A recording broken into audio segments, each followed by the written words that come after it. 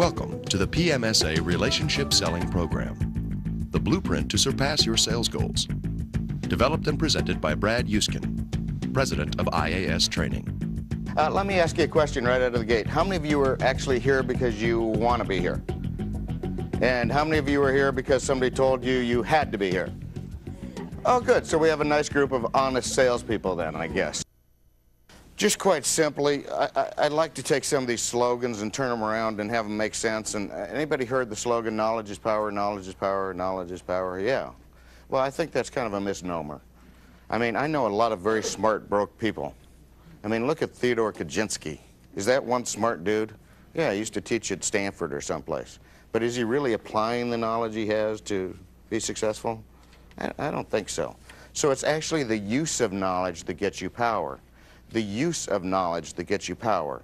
And what is amazing to me is that in too many cases in sales, we fall into this trap where we get the job and then we no longer further our education.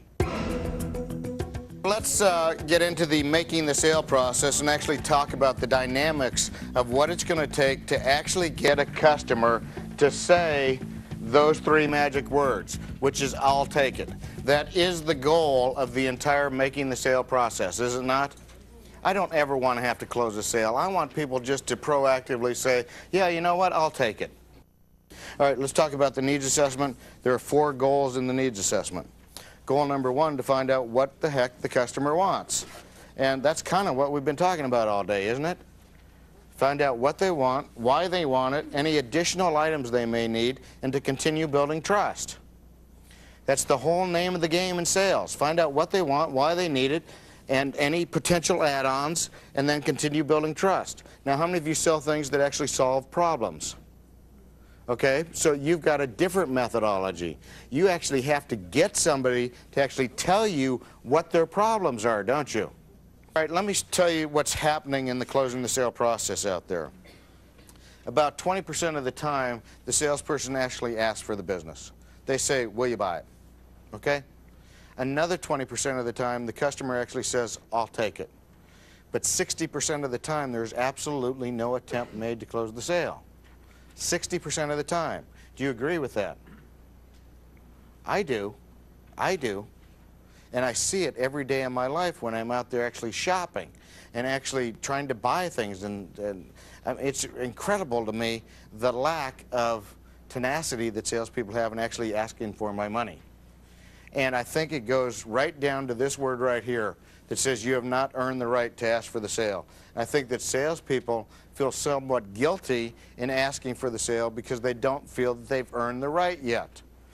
Now, if in fact we got into a person-to-person relationship, we eliminated the fear they have of us, we built some trust with the customer, we found out what it was they wanted, why they wanted it, any potential add-ons they may need, we established value in our product or service, we created a desire of ownership, do we not have the right to assume that we've earned the right to ask for the business?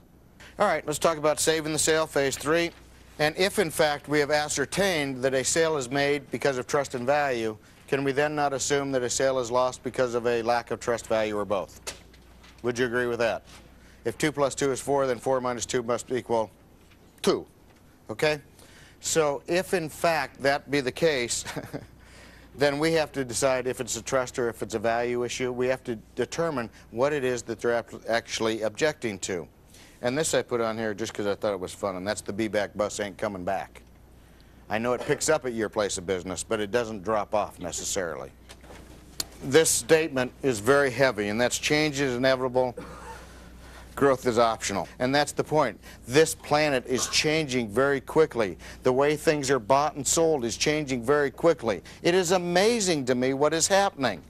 This change is happening. Well, what's that mean to us as individual salespeople?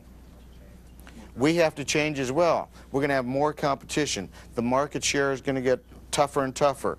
Only the strong are going to survive. Are there going to be some going out of business? Absolutely. We see them falling by the wayside now on a daily basis. Well, why? Why did that happen? What caused them to go out of business? Could it have something to do with personal trade, repeat business, and referral business? Getting better at finding out who our customer is, having personal trade, developing those people, and actually causing them to shop with us again and again and again. Change is happening. You can't stop it. There's nothing we can do about it. But what's interesting to note is as fast as this world is changing, the people living within it are resistant to change. Well, that's not the way we used to do it. Why do we have to do it that way? Well, because times are changing. It's going to get more and more difficult. And I think we need to put more emphasis on the basics, and that is customer service.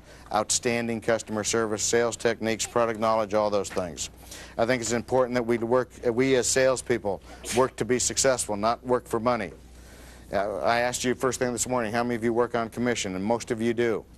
Well, if you get into that rut of just working, chasing for the almighty dollar, what do you run the risk of? Losing some ethics and integrity.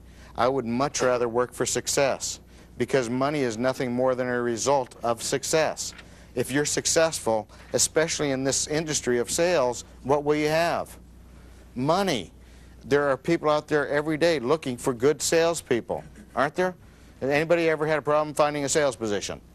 If you're good at it, you'll get the job, you'll get hired, you'll make as much money as you want to make in sales.